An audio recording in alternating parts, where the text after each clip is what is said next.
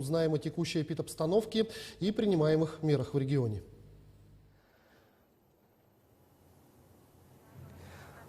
Ольга Валерьевна, здравствуйте. Расскажите о текущей эпидемиологической ситуации в республике. Жители Республики Саха-Якутия, текущая санитарно-эпидемиологическая ситуация в республике характеризуется наличием 50 новых случаев выявленной новой коронавирусной инфекции. По данным Управления Роспотребнадзора, в городе Якутске выявлен 31 случай, в Мирнинском районе в 5, от 1 до 3 случаев зарегистрировано в 10 районах республики. Таким образом, за последние сутки в 14 муниципальных образованиях фиксируется наличие новой коронавирусной инфекции. Во всех этих муниципальных образованиях учреждения здравоохранения совместно с управлениями Роспотребнадзора по соответствующим территориям проводят работу по выявлению контактных лиц и по осуществлению лечения, соответственно, больных граждан. За сутки на территории республики, несмотря на то, что были праздничные дни, за сутки 23 февраля 742 исследования проведено на новую коронавирусную инфекцию. Работали лаборатории по графику, определенному Министерством здравоохранения заранее.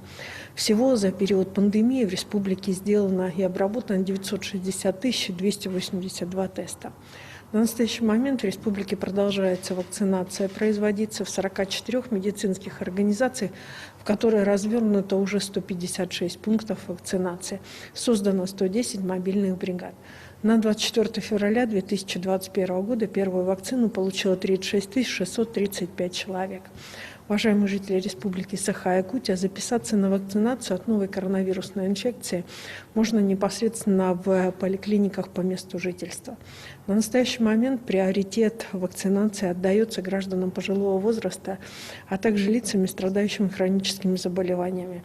Вакцинация именно этих категорий граждан, а это значит наших с вами старших братьев и сестер, родителей, возможно, облегчит и как течение возможное заболевание коронавирусной инфекции, так и в целом вирусную нагрузку, которая у нас сегодня в республике, соответственно, имеет место быть. Активно у нас получают прививку в Якутске, Валданском, Вилюйском, Мегино-Кангаласском, Хангаласском и Салданских районах. Меньше всего, к сожалению, по данным сегодня медицинских организаций, прививаются в Верхневилюйском, Юрбинском, Сундарском, Чурапчинском и Горных районах. Мы призываем, соответственно, и население, и оперативные штабы на местах усилить работу, направленную на, соответственно, пропаганду необходимости иммунизации населения и осуществления вакцинирования граждан на территории республики. Сегодня глава Республики Саха-Якутия осуществлял объезд по учреждениям здравоохранения города Якутска, ознакомился с теми возможностями, которые появились у наших медицинских организаций, в том числе и для лечения новой коронавирусной инфекции. И, соответственно, на настоящий момент все врачи, и медицинские работники просят прежде всего и обращаются ко всем гражданам республики о необходимости все-таки продолжения соблюдения тех мер, которые предусмотрены указами главы республики.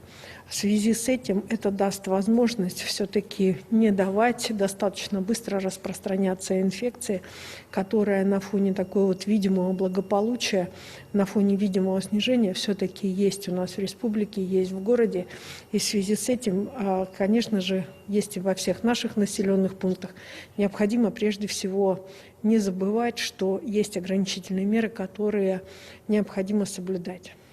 Отдельно оперативный штаб обращается к организаторам мероприятий, которые на настоящий момент разрешены, в том числе и с 50% загрузкой залов, которые проходят в учреждениях культуры, и, соответственно, с различного рода мероприятиями, которые нам сегодня хочется проводить, особенно в праздничные дни.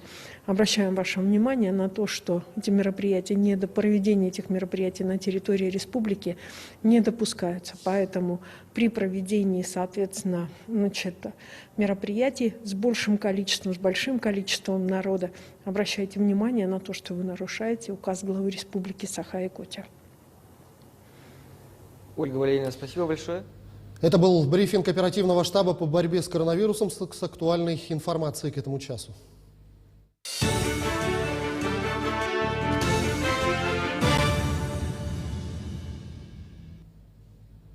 Наш эфир продолжает выпуск новостей. В студии Иван Лазаренко и коротко о главных темах выпуска.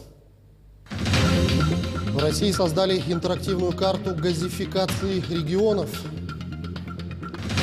Новая разработка ученых позволит выводить отработанные ступени ракет на безопасную орбиту, чтобы уменьшить